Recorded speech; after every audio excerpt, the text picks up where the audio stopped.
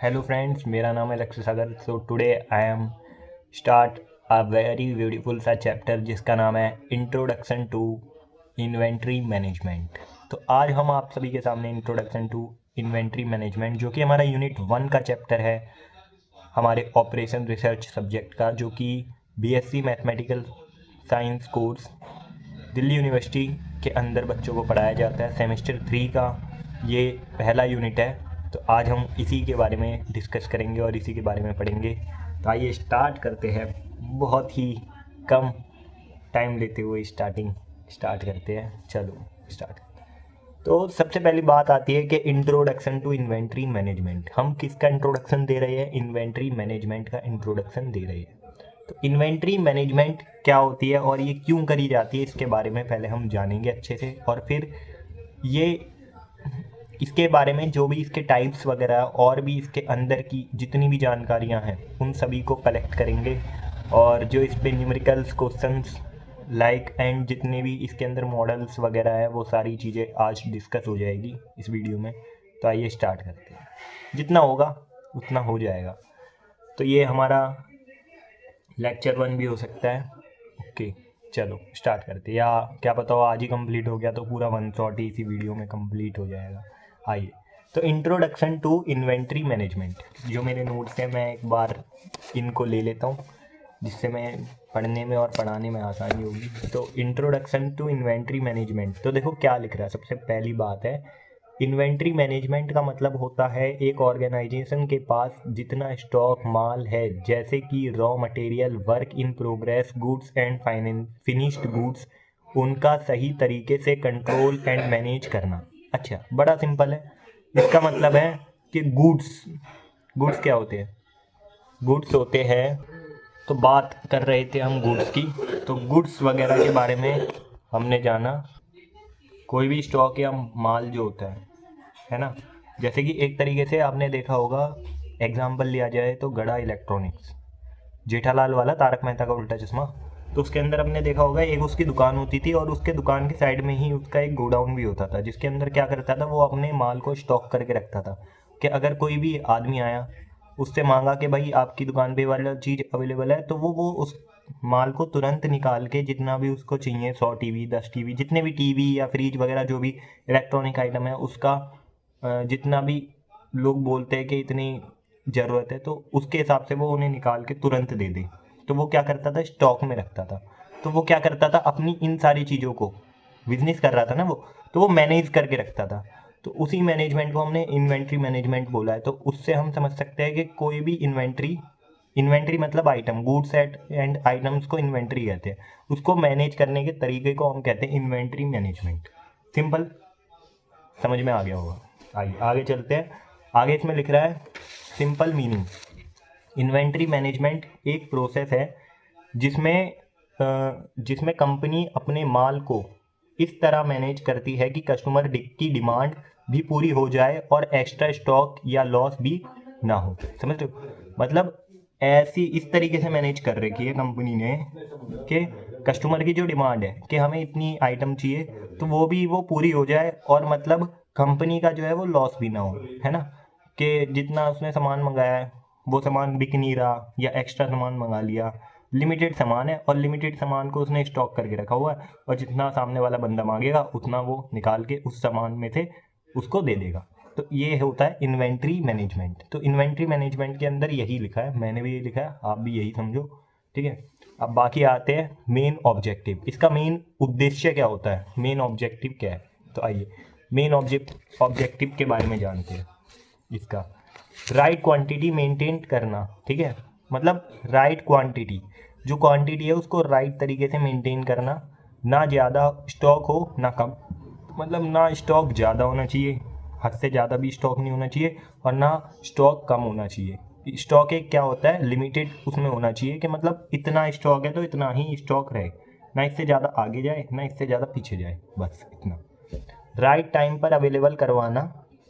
Right time जो होता है कि सही टाइम पर सही स्टॉक देना।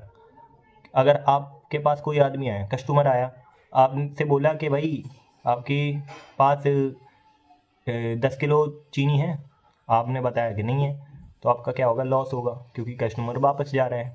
तो ये मतलब आपने, आपकी अगर किराने की दुकान है, आपसे बोल दिया कि 10 किलो चीनी चाहिए, तो उतनी चीनी, उससे ज़्यादा चीनी आपके पास रहनी चाहिए, जिससे आप उसको तुरंत निकाल के दे दो, जिससे क्या है कि आपकी इन्वेंट्री मैनेज रहे, आपके कोई भी लॉस ना हो कस्टमर का, या किसी भी तरीके से आपके बिजनेस में लॉस ना हो। तो ये तो राइट टाइम पर अवेलेबल करवाना, जब ज़रूरत हो तब माल रेडी रहे, मतलब जब ज़रूरत हो तब माल रेडी रहे, ठीक है। कैरिंग कॉस्ट कम करना, जो कैरिंग कॉस्ट होती है, कैरिंग कॉस्ट समझ रहे हो, कैरिंग कॉस्ट मतलब जो सामान को लोड करके रखा हुआ है ना, तो लोड करके जो रखा हुआ है उसको कैरिंग कॉस्ट भी कहते हैं, और एक तरीके से होल्डिंग कॉस्ट भी कहते हैं। तो वो जो कैरिंग कॉस्ट है उसको कम करना, मैनेज करना, ठीक है। एक्स्ट्रा स्टॉक से जो खर्चा बढ़ता है उसे कंट्रोल करना, ठीक है। जो एक्स्ट्रा स्टॉक से मतलब ज़्यादा स्टॉक हो जाएगा ना, तो खर्चा क्या है कि बढ़ जाएगा, क्योंकि आपका ज़्यादा सामान बिक ही नहीं रहा, तभी आपका स्टॉक ज़्यादा है ना। और अगर आपका सामान बिक रहा है तो आपका स्टॉक रहेगा ही नहीं। सिंपल सा फंडा समझ में आ रहा होगा। हाँ, तो जो खर्चा बढ़ता है उसे कंट्रोल करना, जो खर्चा बढ़ रहा है उसको कंट्रोल करना, कि किस तरीके से इसको कंट्रोल करा जाए। प्रोडक्शन स्मूथ रखना, मतलब प्रोडक्शन जो हो रहा है, प्रोडक्ट को जो बेचा जा रहा है, प्रोडक्शन हो रहा है, उसको स्मूथ रखना, स्मूथ रखना, क्योंकि अगर आपके पास कोई भी आइटम अवेलेबल रहेगा तो कस्टमर भी आपके पास दौड़ा दौड़ा आएगा कि भाई उसके पास ये वाली चीज़ मिल जाएगी, तो उसके पास चलो। तो आपका जो कस्टमर है वो भी बंधा हुआ है, तो आपका जैसे आप सामान मंगा करोगे वैसे ही निकल जा करेगा, ये चीज़ समझो। तो प्रोडक्शन जो है, प्रोडक्शन, प्रोडक्ट को बेचने का काम, उसको स्मूथ रखना, उसको स्मूथ रखना, ठीक है। रॉ मटेरियल की कमी से प्रोडक्शन बंद ना होना, रॉ मटेरियल की कमी से प्रोडक्शन बंद नहीं हो रहा, ठीक है। अब आगे चलते हैं, आगे क्या लिख रहा है इसके बारे में जानते हैं। कस्टमर सेटिस्फेक्शन बढ़ना, मतलब कस्टमर जो है वो सेटिस्फेक्शन बढ़ेगा, कि मतलब हाँ भाई उस बंदे के पास ही वाला सामान मिल जाएगा। अब मैं सोच रहा हूँ कि ना जल्दी जल्दी बढ़ा दूँ, क्योंकि भाई बहुत सारी चीज़ें इसके अंदर, तो बहुत टाइम लग जाएगा, इसलिए जल्दी जल्दी पढ़ते हैं हम स्पीड में। ज़्यादा कुछ है भी नहीं, पढ़ के पास हो जाओगे, दिक्कत नहीं है, लिख के आना, समझ में भी आएगी आगे, मतलब रियल लाइफ में भी इन सारी चीज़ों को इस्तेमाल कर सकते हो, अगर कोई बिजनेस बैकग्राउंड से है कि बिजनेस वगैरह में, या बहुत सारी जगह ये सारी चीज़ें इस्तेमाल हो सकती है अपने, मतलब किसी भी नॉर्मल लाइफ में भी आप इस चीज़ को, हर चीज़ को मैनेज करना जान सकते हो। आओ इस चैप्टर को पढ़ते हैं, मैनेज करते हैं हर चीज़ को। तो customer satisfaction, finished goods time पर डिलीवर करना, ठीक है। कस्टमर सेटिस्फाई हो रहा है आपसे, कि भाई उस बंदे के पास सारी चीज़ें अवेलेबल हो जाती है तुरंत भाई, ठीक है। Significance of inventory management, inventory management का महत्व, मतलब सिग्निफिकेंस मतलब इन्वेंट्री मैनेजमेंट के महत्व क्या है, इंपॉर्टेंस क्या है, इसके बारे में जानते हैं। आओ, प्रोडक्शन कंटिन्यूटी मेंटेन होती है, प्रोडक्शन की जो कंटिन्यूटी है वो मेंटेन होती है, ठीक है। रॉ मटेरियल टाइम पर मिलता है तो प्रोडक्शन बिना रुकावट के चलता है। रॉ मटेरियल जो है, कोई भी मटेरियल है, वो टाइम पर मिल रहा है तो प्रोडक्शन आराम से स्मूथली चल रहा है, और नहीं मिलेगा तो नहीं चलेगा, बस सिंपल बात खत्म। कॉस्ट, ये पहला महत्व है, पहला इंपॉर्टेंस है। दूसरा इंपॉर्टेंस देखते हैं इसका क्या है। दूसरा इंपॉर्टेंस है कॉस्ट कंट्रोल होता है। कॉस्ट क्या होती है, कंट्रोल होती है। कॉस्ट कंट्रोल होता है प्रॉपर इन्वेंट्री मैनेजमेंट से storage, insurance and wastage cost कम होती है। अच्छा, प्रॉपर इन्वेंट्री मैनेजमेंट से storage, insurance and wastage cost कम होती है। Over stocking and under stocking से बचाव, मतलब over stocking and under stocking, मैंने बताया था ना कि ज़्यादा सामान हो जाएगा तो उससे भी बचाव मिलता है, मतलब उससे भी प्रोटेक्शन मिलती है कि आप लॉस में नहीं जाते, ठीक है। मेन होता है कि प्रॉफिट लेना, लॉस में नहीं जाना, ठीक है, सिंपल, क्योंकि आप क्या कर रहे हो, एक तरीके से ऑल ओवर बिजनेस कर रहे हो, तो उसके लिए over stocking and under stocking से बचाव प्रोटेक्ट होता है। ज़्यादा स्टॉक होने पर पैसे ब्लॉक हो जाते हैं, ज़्यादा स्टॉक होगा तो पैसे क्या हो जाएंगे, ब्लॉक हो जाएंगे। हाँ, मनी जो है, जो आपने पैसा लगाया उसके ऊपर, तो वो ब्लॉक हो जाएगा अगर ज़्यादा आपका स्टॉक होगा, और कम होगा तो नहीं होगा, ठीक है, ध्यान में रखना। तो हो जाता है, और कम होने पर प्रोडक्शन बंद हो जाता है, मतलब कम मतलब मीडियम, वो जो कम बोल दिया था वो मैंने गलती से बोल दिया था, मतलब ज़्यादा होगा तो ब्लॉक होगा, कम होगा तो प्रोडक्शन ही बंद हो जाएगा। क्या लिखा है देखो, प्रोडक्शन ही बंद हो जाएगा क्योंकि कम स्टॉक है।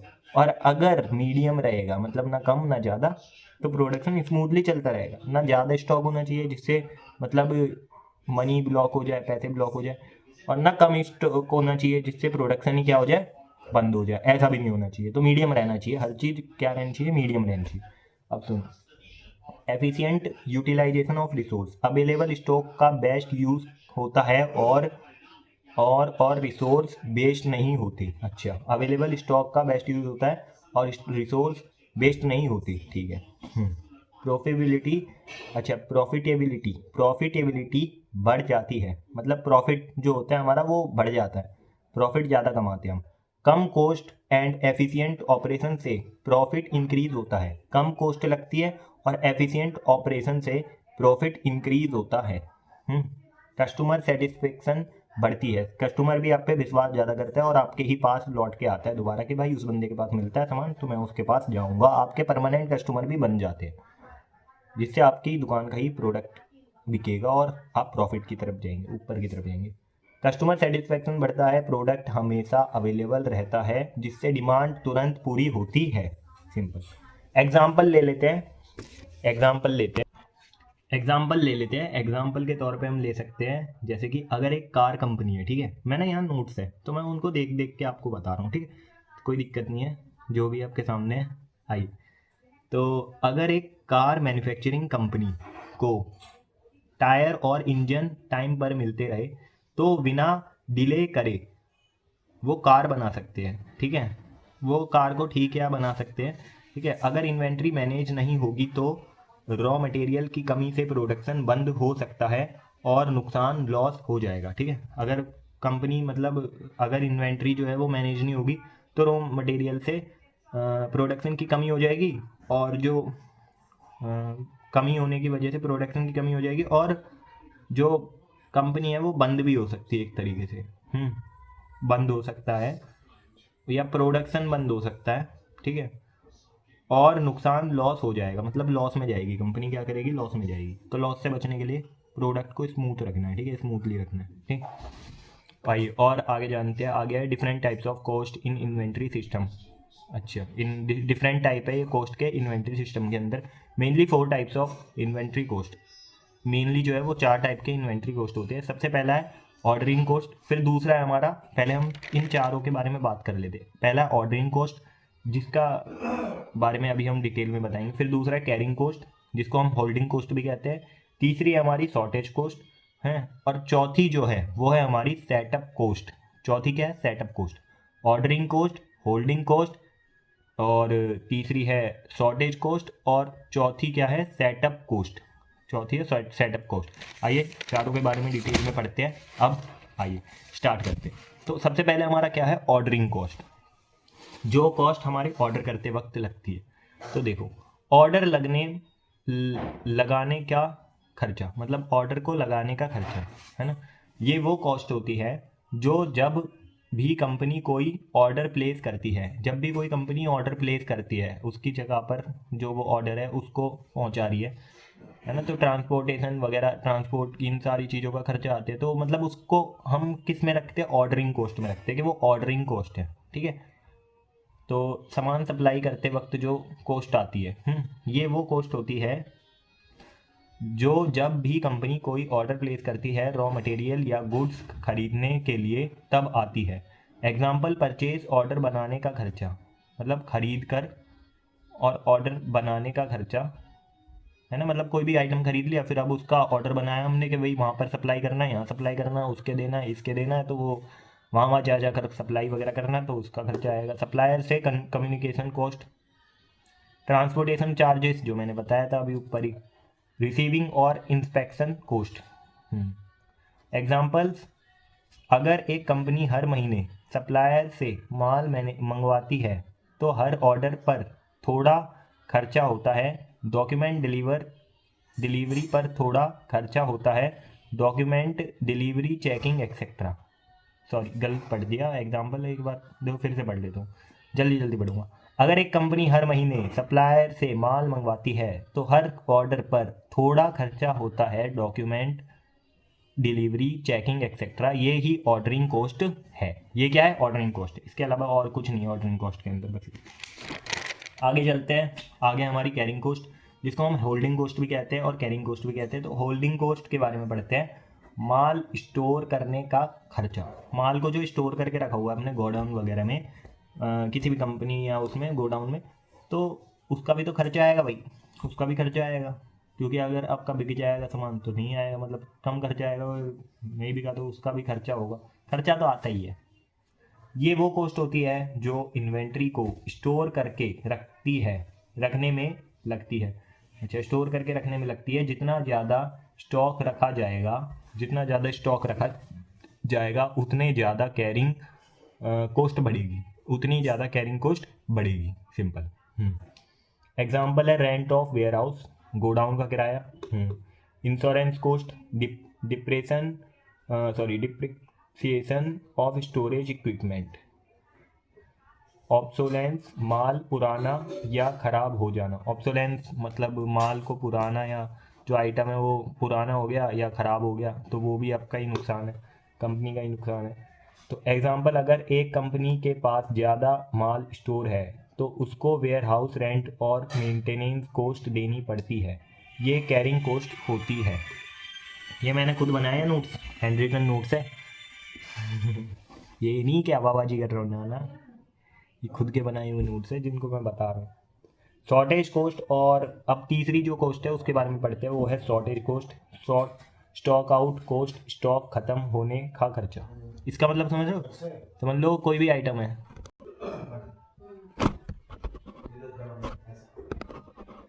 तो हेलो भाई, तो हेलो भैया लोग, तो जहाँ पर थे स्टार्ट करते हैं फिर से। तो शॉर्टेज कॉस्ट के बारे में मैं बता रहा था। चलो, शॉर्टेज कॉस्ट होती है हमारी स्टॉक आउट कॉस्ट, स्टॉक ख़त्म होने का खर्चा। मतलब जब कंपनी के पास इन्वेंट्री ख़त्म हो जाती है और वो कस्टमर डिमांड पूरी नहीं कर पाती, तब जो लॉस होता है उसे शॉर्टेज कॉस्ट कहते हैं। जब जो लॉस होता है ना, उसे हम शॉर्टेज कॉस्ट कहते हैं। ठीक है, समझ गए ना? हाँ, समझ गए।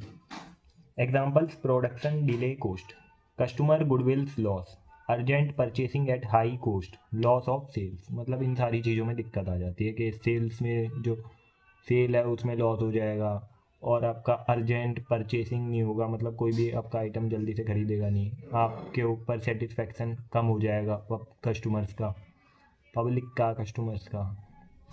समझ सकते हो, इतना तो है ना? हाँ। तो चौथा जो है वो है सेटअप कॉस्ट, प्रोडक्शन सेटअप करने का खर्चा। ये कॉस्ट मेनली मैन्युफैक्चरिंग कंपनीज के लिए होती है। जब भी न्यू प्रोडक्शन बैच स्टार्ट होता है, मशीन को रीसेट करने में जो कॉस्ट लगती है उसे सेटअप कॉस्ट कहते हैं। एग्जांपल, मशीन सेटिंग कॉस्ट, मतलब न्यू मशीन्स वगैरह मंगवाई है, उसको सेट वगैरह करना है, तो उसकी जो कॉस्ट होती है उसको हम कहते हैं setup cost. Labour cost for setup, अब कोई कंपनी है उसके अंदर लेबर्स वगैरह भी चाहिए, तो उनकी भी मतलब शॉर्टेज, मतलब उनका भी मतलब पूरा सेटअप बनाना पड़ेगा हमें कि भाई इतनी सारी लेबर चाहिए, 10 बंदों की लेबर है तो इतने सारे लेबरों के लिए भी मतलब पूरा सेटअप बनाना है, तो उसको सेटअप कॉस्ट के अंदर आ जाएगा वो। तीसरा पॉइंट है हमारा पावर एंड टूल्स कॉस्ट। अब एग्जाम्पल के थ्रू समझ लेते हैं, आराम से समझ में आ जाएगा। तो सुनो, अगर एक फैक्ट्री के पास अगर एक फैक्ट्री को हर बैच के लिए मशीन दोबारा सेट करनी पड़ती है तो हर सेटअप पर खर्चा होता है, ये सेटअप कॉस्ट है। ये क्या सेटअप कॉस्ट है, समझ गए ना? हाँ, समझ गए। आइए आगे चलते हैं। समरी टेबल में पूरा सब समराइज कर लेते हैं जो भी हमने अभी तक कॉस्ट पढ़ी है उसके बारे में। आइए, टाइप्स ऑफ कॉस्ट। सबसे पहले ऑर्डरिंग कॉस्ट, इसका मीनिंग है ऑर्डर प्लेस करने का खर्चा। एग्जाम्पल है ट्रांसपोर्टेशन एंड पेपर वर्क, बस सिंपल। दूसरी कॉस्ट है हमारी कैरिंग कॉस्ट, जिसका मीनिंग है स्टॉक स्टोर करने का खर्चा। एग्जाम्पल है कैरिंग कॉस्ट बोलो या होल्डिंग कॉस्ट बोलो, एक ही है। एग्जाम्पल है रेंट एंड इंश्योरेंस। तीसरी कॉस्ट है हमारी शॉर्टेज कॉस्ट, जिसका एक मीनिंग है स्टॉक खत्म होने से होने वाला नुकसान, ठीक है। और इसका एग्जाम्पल है मशीन सेटअप लेबर, हाँ सही है, मशीन सेटअप लेबर, ठीक है। ना ना ना ना ना ना ना ना, इसका एग्जाम्पल मैंने गलत दे दिया शॉर्टेज कॉस्ट का, जल्दी जल्दी बता रहा हूँ, थोड़ा गलत भी नहीं बताना। तो अगर हाँ मतलब यही था ना कि मतलब जो आप गए, कस्टमर गया दुकान पे उसको वो वाला आइटम नहीं मिला, वो कस्टमर वापस चला गया, तो वही उससे जो होने वाला नुकसान है, लॉस है, उसी को ही हम क्या कहते हैं, शॉर्टेज कॉस्ट कहते हैं। सिंपल है। अब आगे चलते हैं सेटअप कॉस्ट, जिसको बोलते हैं प्रोडक्शन सेटअप करने का खर्चा। प्रोडक्शन जो है वो सेटअप हो रहा है, उसका खर्चा जो है वो सेटअप कॉस्ट के अंदर आता है। मशीन सेटअप, लेबर, है ना, ये सारी चीज़ें किसके अंदर आती है, ये आती है सेटअप कॉस्ट के अंदर। समझ गए भाई? हाँ समझ गए। चलो आगे चलते, concept of deterministic continuous review model. अब हम अलग अलग मॉडल्स के बारे में पढ़ेंगे, जानेंगे, समझेंगे बच्चा लोग। आइए स्टार्ट करते हैं। बच्चा लोग क्या, बड़े लोग? हाँ, तो क्योंकि मैं भी आप ही की एज का ही हूँ, कोई ज़्यादा बड़ा नहीं हूँ मैं। ठीक है, आइए स्टार्ट करते हैं। तो डिटर्मिनिस्टिक कंटिन्यूस रिव्यू मॉडल में डिमांड सेटिंग फिक्स होती है, यानी डिमांड का रेट पहले से पता होता है। Concept of deterministic continuous review model के बारे में मैं बता रहा हूँ। क्या बता रहा हूँ? Concept of deterministic continuous review model के बारे में मैं बता रहा हूँ भैया। तो सुनो, डिटर्मिनिस्टिक कंटिन्यूस रिव्यू मॉडल में डिमांड सेटिंग फिक्स होती है, यानी डिमांड का रेट पहले से पता होता है। इस मॉडल में इन्वेंट्री लेवल कंटिन्यूसली मॉनिटर किया जाता है, और जब स्टॉक रिकॉर्डर पॉइंट तक पहुंचता है, तब नया ऑर्डर प्लेस कर दिया जाता है। समझ गए? नया ऑर्डर प्लेस कर दिया जाता है। आओ आगे जानते हैं। एग्जाम्पल, अगर डेली डिमांड 10 यूनिट है, अगर डेली डिमांड 10 यूनिट्स है, तो हर दिन सेम क्वांटिटी बिकती तो हर दिन सेम क्वांटिटी बिकती है। मतलब डेली डिमांड जो है वो 10 यूनिट है, तो हर दिन क्या बिक रही है? सेम क्वांटिटी बिकती है। ये डिटर्मिनिस्टिक डिमांड है। ये क्या है? डिटर्मिनिस्टिक डिमांड है। ठीक है। अब जो है हमारा सबसे पहला जो टॉपिक है, जो सॉरी सबसे पहला मॉडल है, वो है हमारा इकोनॉमिक ऑर्डर क्वांटिटी मॉडल। ये भी पहला था, concept of deterministic continuous review model. अब सुनो, अब ये हमारा सबसे पहला स्टार्ट। तो इकोनॉमिक ऑर्डर क्वांटिटी के बारे में अब हम बात करेंगे, जिसको हम कहते हैं economic order quantity model. Without storage के बारे में, सॉरी विदाउट शॉर्टेज के बारे में बात करेंगे। शॉर्टेज का मतलब जानते होंगे आप, शॉर्टेज कॉस्ट का मतलब बेखूबी आप इससे वाकिफ होंगे। तो विदाउट शॉर्टेज का मतलब है कि मतलब कस्टमर भाग नहीं रहा दुकान से, कस्टमर अपनी दुकान पर टिका हुआ है। सुनो, मीनिंग है इसका EOQ मॉडल का मतलब होता है एक ऐसी ऑप्टिमम ऑर्डर क्वांटिटी जिसे टोटल कॉस्ट मिनिमम हो जाए। मतलब ऐसी ऑर्डर क्वांटिटी जिससे जो हमारी टोटल कॉस्ट है वो क्या हो जाए? मिनिमम हो जाए भैया जी। समझ गए ना? हाँ, यानी ऑर्डरिंग कॉस्ट या कैरिंग कॉस्ट दोनों का बैलेंस बन जाए, यानी ऑर्डरिंग कॉस्ट और कैरिंग कॉस्ट दोनों का बैलेंस बन जाए। EOQ वह ऑर्डर क्वांटिटी जिसे इन्वेंट्री कॉस्ट सबसे कम हो जाए, जिससे इन्वेंट्री कॉस्ट जो है वो सबसे कम हो जाए। समझ गई ना? हाँ हाँ समझ गए। ठीक है, सुनो। एजम्पशंस, डिमांड कांस्टेंट और नोन है, डिमांड कांस्टेंट और नोन है, और अपनी लीड टाइम फिक्स्ड है। लीड टाइम जो है उसको हमने फिक्स कर रखा है, और बाकी शॉर्टेज कमी अलाउड नहीं है। शॉर्टेज तो आएगी नहीं, अलाउड ही नहीं है भाई। सिंपल लिख दिया, टॉपिक के ऊपर लिख रहेगा विदाउट शॉर्टेज है, सिंपल। शॉर्टेज है ही नहीं। Ordering and holding cost fix है, ordering and holding cost fix है। ठीक है। EOQ, अब इसका फॉर्मूला जान लेते हैं। फॉर्मूला सुन लो भैया जी, बढ़िया से एकदम झकास तरीके से बताएंगे।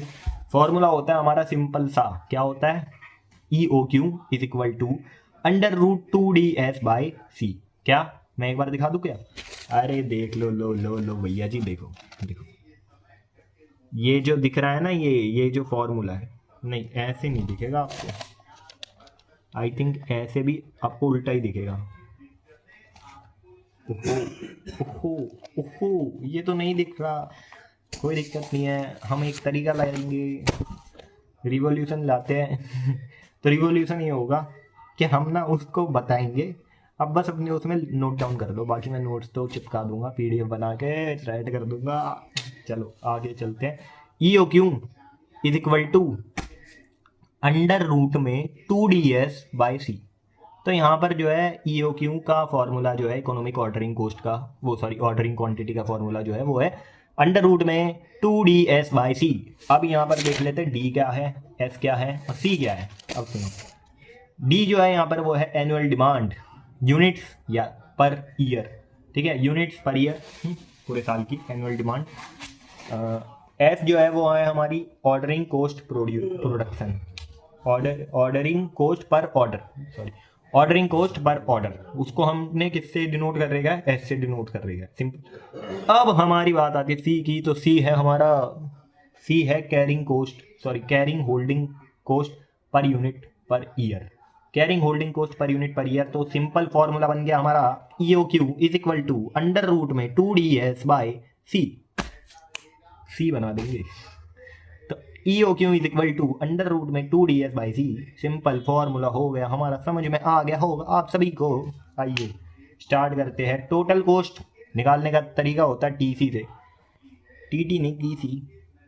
तो टीसी जो है हमारा वो है टोटल कोस्ट। अब हम जो ईओक्यू मॉडल विदाउट शॉर्टेज के लिए निकालेंगे, तो आइए जानते हैं पूरे दर्शक और दर्शन के साथ। और टीसी मतलब total cost is equal to ordering cost plus carrying cost at EOQ. दोनों कोस्ट इक्वल होती है, मतलब दोनों कोस्ट जो होती है वो क्या होती है, इक्वल होती है। ऑर्डरिंग कोस्ट और कैरिंग कोस्ट दोनों को ऐड कर देंगे, उससे हमारी क्या निकल जाएगी, टोटल कोस्ट निकल जाएगी। किसके लिए, इकोनॉमिक ऑर्डर क्वांटिटी की विदाउट शॉर्टेज के लिए। समझ गए ना बच्चा लोग, हाँ समझ गए भाई।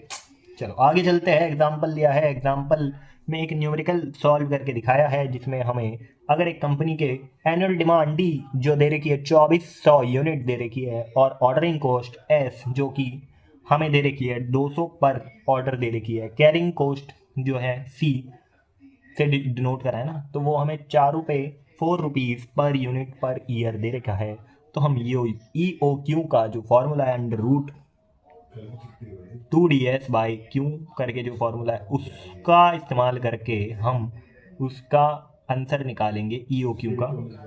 तो ई ओ क्यू निकल जाएगा हमारा उससे 490। सिंपल, खत्म बात, खत्म खत्म खत्म। तो इस तरीके से हम उसका न्यूमेरिकल भी ऐसे सॉल्व हो जाएगा आराम से, सिंपल तरीके से। मतलब कंपनी हर बार 490 यूनिट्स का ऑर्डर करे तो टोटल कॉस्ट मिनिमम होगी। मतलब कि ये बता दिया कि मतलब अगर कंपनी हर बार 490 यूनिट का ऑर्डर करे, मतलब 490 रुपीज़, मतलब 490 यूनिट का, रुपीज़ कहाँ लिया है मैं पीछे, 490 यूनिट का ऑर्डर करे तो टोटल कॉस्ट मिनिमम हो जाएगी, सिंपल। अब दूसरा जो है वो तीसरा बता रहे, ये लोग तीसरा बता रहे, तो तीसरा बोलता हूँ मैं। तीसरा जो है मॉडल हमारा है ईओक्यू मॉडल विथ शॉर्टेज। मतलब तीसरा मॉडल है वो क्या है, ईओक्यू मॉडल विथ शॉर्टेज के बारे में अब हम जानेंगे, जिसके हमारे अंदर शॉर्टेज है, मतलब कि हमारे पास जो स्टॉक है वो कम है, कम भी हो सकता है या कम है, ठीक है, विथ शॉर्टेज है। तो बैक ऑर्डरिंग अलाउड होगी, बैक ऑर्डरिंग अलाउड होगी। जब शॉर्टेज या स्टॉक आउट अलाउड हो तब कुछ customer order pending back ordering हो जाते हैं और बाद में फुलफिल किया जाता है, ठीक है, बाद में फुलफिल किया जाता है। मतलब कुछ ऑर्डर बैक हो गए, मतलब पीछे की तरफ चले गए, है ना, बैक ऑर्डरिंग हो गई। तो एडिशनल नोटेशंस इसके जो है वो है C1 C2 सी बना देंगे। सी हर जगह आ रहा है यार, फॉर्मूले में भी सी आ गया, आओ चलो जानते हैं। तो C1 C2 और DS। C1 जो है वो है हमारा carrying cost per unit per year, ठीक है। C2 जो है वो है हमारा shortage cost per unit per year, और जो D है हमारा वो है एनुअल डिमांड, और S है हमारा ऑर्डरिंग कोस्ट पर ऑर्डर, ठीक है, ऑर्डरिंग कोस्ट पर ऑर्डर, ठीक है। आइए आगे जानते हैं। अब हमारा फॉर्मूला जो है वो हम फॉर्मूला लगाएंगे Q star is equal to करके एक फॉर्मूला बनेगा। हमने इसको जो दिखाया है उसके अंदर हमने मेरे ख्याल से E O Q model with shortage को हमने क्यू स्टार से दिखाया है, क्यू स्टार से दिखाया है। मतलब इकोनॉमिक ऑर्डर क्वांटिटी जो है मॉडल की विथ शॉर्टेज के लिए हमने क्यू स्टार का फॉर्मूला यूज़ करा है। तो Q star is equal to, नहीं, क्यू स्टार का मतलब भी बता देगा नीचे, पहले फॉर्मूला सुन लेते हैं या पहले क्यू स्टार का मतलब जान लेते हैं। क्यू स्टार को बताया गया, डिनोट कराया गया है ऑप्टिमम ऑर्डर क्वांटिटी। तो क्यू स्टार का जो फॉर्मूला लिखा है इसमें वो लिखा है Q star is equal to under root में 2ds ब्रैकेट में C1 plus C2 bracket close divide में C1 C2 and S star का भी फॉर्मूला इसमें दिया है, और C1 C2 मैंने बता दिया, ऊपर जो लिख रहा है वही है, और DS का भी बता दिया मैंने क्या है। C1 जो है वो carrying cost per unit per year है, और C2 जो है वो shortage cost per unit per year है, सिंपल। और D और S का तो पता ही है, D है हमारी एनुअल डिमांड, और S जो है वो है हमारी ऑर्डरिंग कोस्ट पर ऑर्डर, ठीक है। अब हम जानेंगे एस स्टार को किससे डिनोट कर गया। तो एस स्टार का मतलब है ऑप्टिमम शॉर्टेज लेवल, मतलब ये शॉर्टेज को दिखा रहा है। क्या दिखा रहा है? ये शॉर्टेज को दिखा रहा है। क्या दिखा रहा है? शॉर्टेज को, एस स्टार। तो एस स्टार का जो फॉर्मूला बताया इसमें बताया is equal to Q star C1 by C1 plus C2, मतलब क्यू स्टार पहले निकालो, फिर उसके बाद शॉर्टेज निकालो, ये है फंडा। तो S star is equal to Q star C1 by C1 plus C2, ये फॉर्मूला हो गया हमारा किसका? शॉर्टेज, ऑप्टिमम शॉर्टेज लेवल का, सिंपल।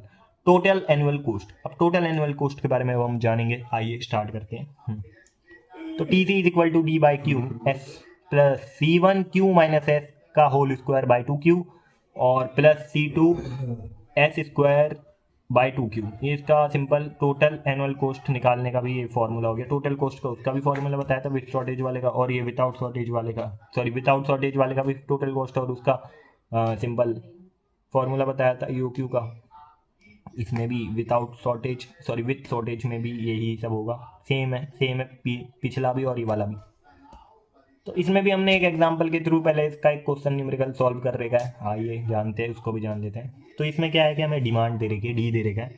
तो डी क्या दे रखा भैया जी? डी दे रखा हमें 1000 यूनिट पर ईयर, ठीक है। एस दे रखा हमें 20 रुपीज़ पर ऑर्डर, C1 दे रखा हमें 4 rupees unit per year, C2 दे रखा है 8 rupees unit per year, simple. और क्यू स्टार के अंदर जो क्यू स्टार का फॉर्मूला है उसके अंदर हमने सारी चीज़ें वैल्यूज़ वगैरह फिट कर दी, और उससे हमारी क्यू स्टार की वैल्यू आ गई √15,000 करके आई है। और फिर हमने √15,000 का राउंड ऑफ कर लिया, मतलब उसका रूट निकाला, तो वो हमारा निकला 122.47 यूनिट्स, सिंपलिंग आंसर आ गया हमारा क्यू स्टार का। अब क्यू स्टार आ गया, अब इसी की मदद से अगर हमसे शॉर्टेज पूछा गया है, ऑप्टिमम शॉर्टेज निकालने के लिए बोला गया है, फाइंड ऑप्टिमम शॉर्टेज, तो वो भी निकल जाएगा आराम से रापचिक वे में। तो मीन्स हर साइकिल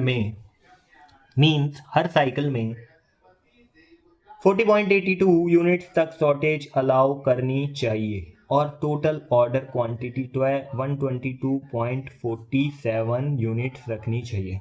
इन्होंने शॉर्टेज भी निकाला है, पर निकाल के दिखाया नहीं है, सीधा लिख दिया इन्होंने कि इतनी शॉर्टेज निकली। और वैसे भी दिमाग तो आप भी लगा सकते हो इतना कि अगर आपका क्यू स्टार मतलब निकल जाएगा, तो आप उसकी वैल्यू को, क्यू स्टार की जो वैल्यू आएगी उसको हम शॉर्टेज का जो फॉर्मूला है एस स्टार का, उसके अंदर फिट करके हम शॉर्टेज भी निकाल सकते, सिंपल तरीके से, क्रिस्टल क्लियर हो जाएगा बेटा, समझ गए? हाँ समझ गए। तो ये हमारा फिर अब समरी टेबल से हम जान लेते हैं समरी टेबल में क्या है। समरी में हमने क्या करा, इन तीनों मॉडल को, नहीं चारों मॉडल को समराइज करके हम बता देंगे। मॉडल टाइप, पहला मॉडल टाइप है विदाउट शॉर्टेज और with shortage, shortage EOQ formula remark, ठीक है। अब सुनो, नहीं ये इसके बारे में देखो, मॉडल टाइप बता रहे हैं हम, दो मॉडल के बारे में बताऊंगा अभी मैं। एक तो इकोनॉमिक ऑर्डरिंग कोस्ट वाला क्वांटिटी वाला मॉडल है, एक विदाउट शॉर्टेज का और एक विथ शॉर्टेज। शॉर्टेज है नॉट अलाउड, अलाउड, ठीक है। तो EOQ फॉर्मूला जो है वो दो तरीके का, नॉट अलाउड के लिए शॉर्टेज अलाउ नहीं है उसके लिए √2DS/C, और जिसमें शॉर्टेज अलाउड है उसके लिए √2DS C1 + C2 by C1 C2। और क्यू स्टार निकालने के बाद फिर हम एस स्टार के अंदर फॉर्मूला ही इसका, मतलब जो भी क्यू स्टार की वैल्यू है उसको पुट कर देंगे, उसके थ्रू आंसर निकल जाएगा हमारा सिंपल तरीके से रापचिक वे में। आइए तो रिमार्क देखते हैं, रिमार्क में क्या लिख रहा है। Simple and common model include back order cost, ठीक है। मतलब रिमार्क जो है विदाउट शॉर्टेज का वो लिख रहा है कि सिंपल कॉमन मॉडल होगा, सिंपल कॉमन मॉडल है। और विथ शॉर्टेज में लिख रहा है includes back ordering cost, back ordering cost भी इंक्लूड हो रही है इसके अंदर, सिंपल है। अब देखते हैं concept of finite replenishment rate model. जब इन्वेंट्री एक ही टाइम पर पूरे ऑर्डर आ जाते हैं, जब इन्वेंट्री एक ही टाइम पर पूरा ऑर्डर आ जाता है तब use EOQ model instantaneous replenishment कहते हैं, तब उसे हम EOQ मॉडल इंस्टेनियस रिप्लेनिशमेंट कहते हैं। और लेकिन जब इन्वेंट्री ग्रेजुअली रिप्लेनिश होती है, यानी प्रोडक्शन के दौरान ही इन्वेंट्री बन रही होती है, तो उसे फाइनाइट रिप्लेनिशमेंट रेट मॉडल कहते हैं। इसको production order quantity POQ model भी कहा जाता है। ठीक है, एजम्पशन जो है इसको ध्यान देते हैं। एजम्पशन क्या है इसकी? डिमांड रेट D कांस्टेंट है, प्रोडक्शन रेट P फाइनाइट है, P greater than equal to D, sorry greater than D, equal नहीं है, ग्रेटर देन D, और प्रोडक्शन और कंजप्शन एक साथ चल रहा है। लीड टाइम फिक्स्ड है, शॉर्टेज अलाउड हो सकता है डिपेंडिंग ऑन मॉडल टाइप, के मॉडल किस टाइप का उसके हिसाब से शॉर्टेज अलाउड होगा। ठीक है, और सेकंड है हमारा without shortage no stock out allowed, meaning इस मॉडल में प्रोडक्शन और डिमांड एक साथ चलती है लेकिन शॉर्टेज अलाउ नहीं होता। स्टॉक ग्रेजुअली बढ़ता है जब तक प्रोडक्शन चल रही हो, और जब प्रोडक्शन बंद होती है तो इन्वेंट्री कंज्यूम होती रहती है।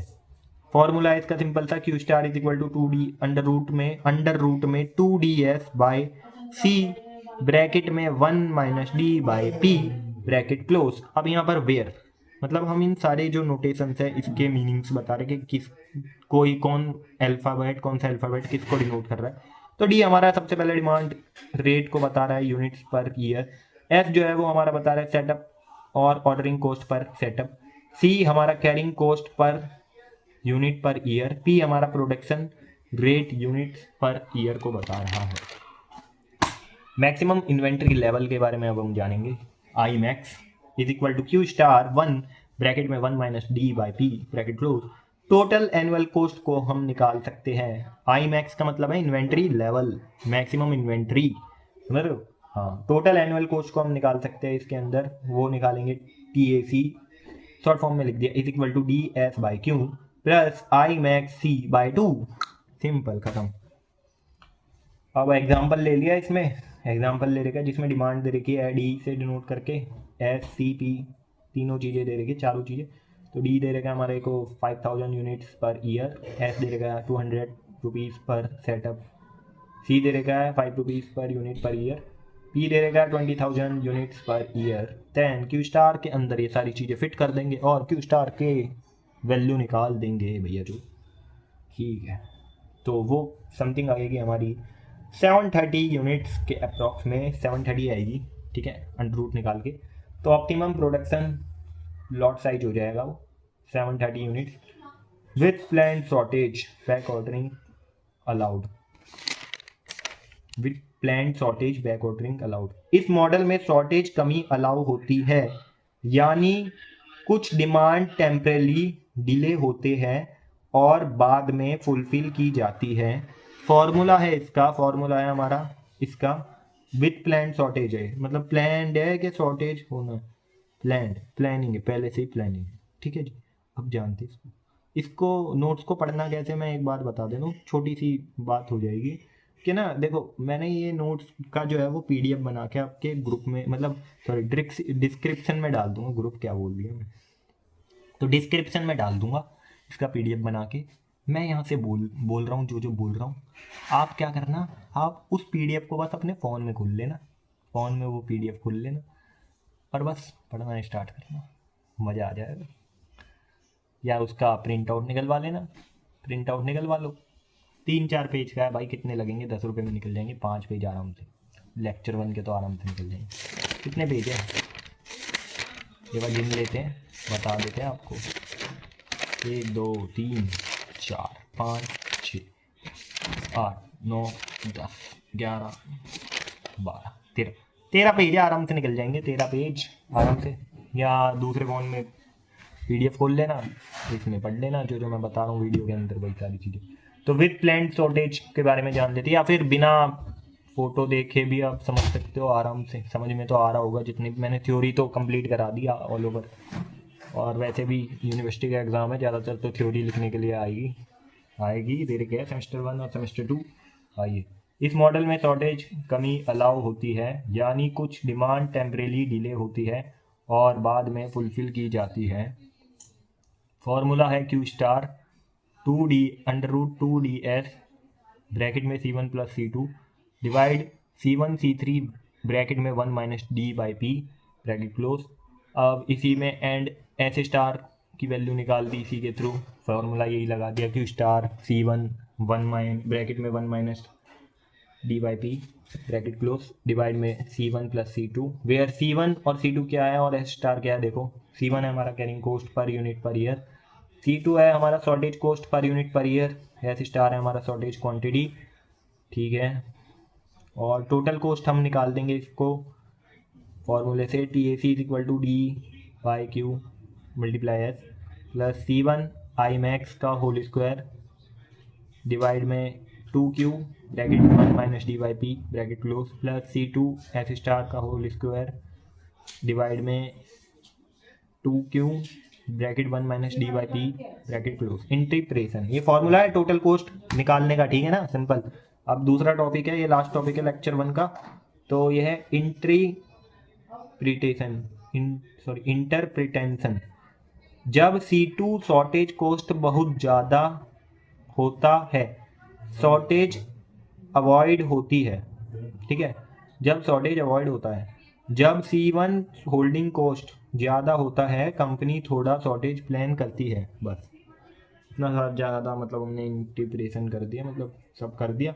ये पूरा लेक्चर 1 कंप्लीट होता है इसी के साथ। थैंक यू यहाँ तक जुड़े रहने के लिए आप सभी का। अगर समझ में आता है तो एग्ज़ाम में लिख कर आना है, खाली पेपर नहीं छोड़ना।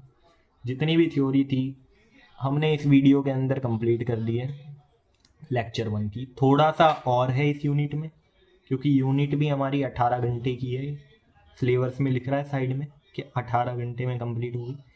हमने इसको थ्योरी वे में सिंपल थ्योरी लैंग्वेज में लिखकर इसकी थ्योरी को हमने इसको 42 मिनट्स हो रहे हैं मेरे फ़ोन में, 42 मिनट्स में इसको कंप्लीट कर दिया। तो अब हम इतना सब करने के बाद अब हम आ जाते हैं कि इसको पढ़ना कैसे। तो मैं PDF बना के भेज दूँगा आपके पास ग्रुप में, वो डिस्क्रिप्शन में, आप वहाँ से उस PDF को निकाल के पढ़ सकते हो। डाउनलोड कर लेना उस PDF को अपने फ़ोन में, और उस PDF को डाउनलोड करके आप उससे आराम से देख लीजिए जो भी इसके बारे में जो बताया जाएगा, तो वहाँ से पढ़ सकते हो। बाकी लेक्चर 1 कंप्लीट होता है, तो very good bye. And video अच्छी लगे तो लाइक सब्सक्राइब शेयर जरूर करें। आपका भाई लक्ष्य सागर बैठा है ऑपरेशन रिसर्च का सेमेस्टर 3 का एग्ज़ाम अच्छे दिलवाने के लिए, तो दे के आना है। और वैसे भी अपनी स्किल्स पे फोकस करते रहिए, अपने आप में पूरी लगन से मेहनत करते रहिए, एक ना एक दिन भगवान सफल जरूर करेगा। तो very good bye, bye bye bye bye bye bye.